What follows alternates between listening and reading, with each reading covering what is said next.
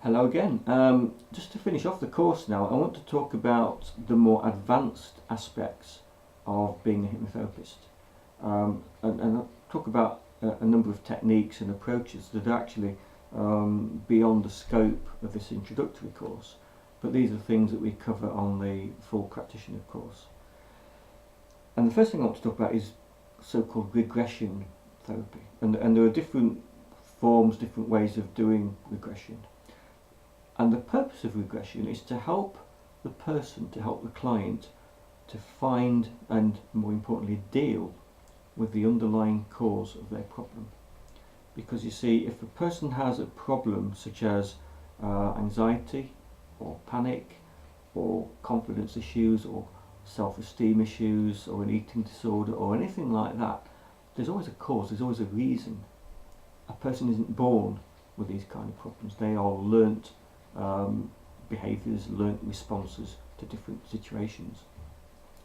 And my own personal view, and I suspect most hypnotherapists would agree with me on this, but some wouldn't, that the best way of helping a person to get better, and more crucially to stay better, to stay feeling better, is to find the root cause and deal with it. And what I mean by deal with it, I'm talking about using some form of inner child healing, because just helping the client to know what the root cause of their problem is doesn't really help them. It's what you do with that event, memory, whatever it was that caused it. It's what you do with that that is so important. Now, in terms of the actual regression itself, there are a number of ways of going about it. There's a technique called regression to cause, which is a very rapid technique and very effective at helping people to very quickly find the root cause of their problem. But it doesn't work for everybody, it's not suited to everybody. For some people need a slightly gentler approach, so we're now talking about something called free association or hypnoanalysis or analytical hypnotherapy, which are basically all the same thing. But it's just a different means, a different way of finding the root cause of the problem. Then, having found the root cause of the problem, if there's any trapped emotion associated with that event, then that needs to be released, and this is something called abreaction. And unconscious learning needs to take place as well, and that's usually achieved through inner child work, which is, as I say, beyond the scope of this particular course, so I'm not going to go and can't go into the details of that, because it's very quite involved, quite complex. Another way of working, an alternative way of working, and in actual fact this is one of my favourite ways of working, is to use something called parts therapy, or some people call it parts integration therapy. Now, if a person, let's say you've got a person who wants to lose weight. If you've got a person who wants to lose weight, they're likely to have an internal conflict. In fact, they will have an internal conflict. There'll be a part of them that wants to be slimmer, to be lighter, and there's going to be another part of them that doesn't. And this part might be a comfort eater, or a part that has a sweet tooth, or a part that is trying to protect in some way. So the weight becomes almost like a protection. But there's going to be a conflict between the two. And effectively it's a conflict between the conscious mind, which wants to be lighter, which wants to lose the weight, and the unconscious mind. And remember what we said about the unconscious mind, it's massively more powerful. And quite often when these parts go into conflict, which they're likely to be when a person is trying to do anything, the two parts are in conflict. And unfortunately, this part wins the battle. This part just wins the battle. The unconscious part, the part that wants to keep the person overeating or smoking or whatever, wins the battle, and the person is stuck. What happens with parts therapy is the client, the person, is allowed to separate out the two parts that are in conflict, and each part is allowed to express itself, what it wants, what it needs, what it's afraid of, while the other part just listens. And then the other part is allowed to express what it wants, what it needs, what it's afraid of, while this part listens. And then we go backwards and forwards between the two parts until we come to some kind of agreement. So they're not fighting anymore, they're working together effectively. Occasionally what happens is the part causing the problem begins to realise it's not wanted anymore, it's not needed anymore, and it just disappears. But more often than not, we're looking for some kind of understanding, some kind of agreement between the two parts. So that's parts therapy. And then we've got NLP, neuro-linguistic programming. And within NLP there are a number of many techniques, some of which are very, very powerful, very quick and easy to use as well. For example, the fast phobia cure is exactly what it sounds like. It does exactly what it says on the tin. It's very powerful, it's very good at eliminating phobias, it works very quickly.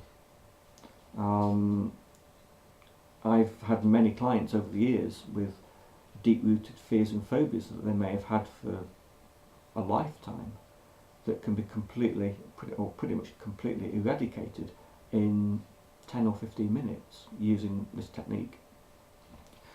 And then there's a technique called the swish, or the swish pattern, which can also be used for fears and phobias and anxiety. But I tend to use it mainly for helping people to break unwanted habits, overeating, smoking, or whatever. And then there's a whole range of other NLP techniques, mostly concerned with some form of anchoring or something like that. And an anchor is really something that connects one thing to another. If a person has a fear of spiders, a spider is a kind of an anchor in that it triggers a negative response. In NLP, you can do the reverse of that. So you can have some kind of trigger that creates a positive response. For example, and let's just do a demonstration now, just to round off the course. I'd like to remember a time or a place where you felt really good, maybe really confident, you might have been doing something really well and you just felt proud, felt confident. Or it could be a time when you felt supremely relaxed, content, happy.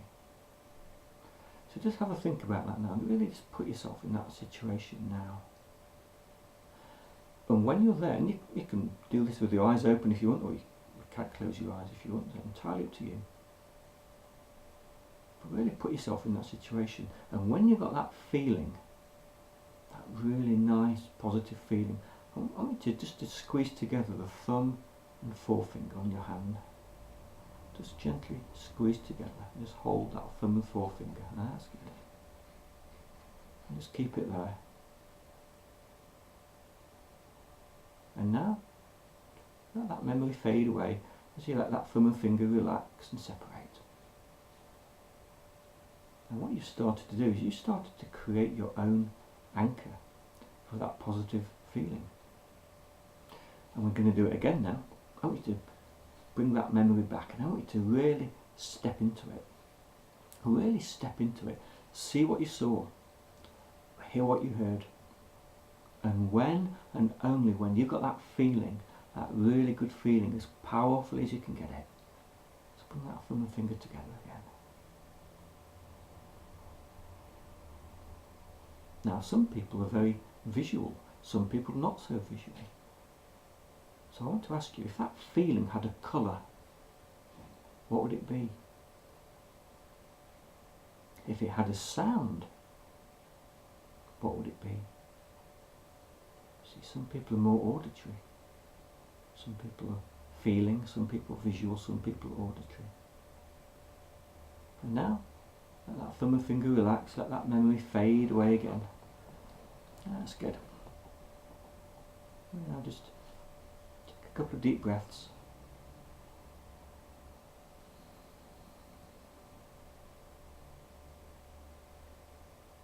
And now just step into that memory one more time. Really step into that memory, into that place. Make it as real, make it as vivid. Close your eyes if it helps.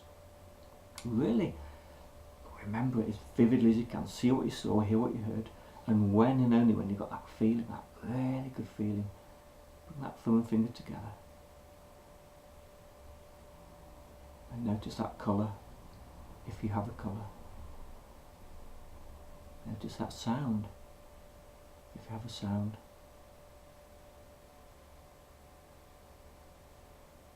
That's good. Now again, let it fade, let it dissolve away as you let that thumb and finger relax.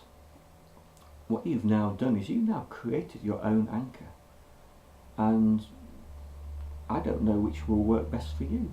You might find that the colour works best for you. You might find that the sound works best for you. You might find that bringing that thumb and finger together works best for you.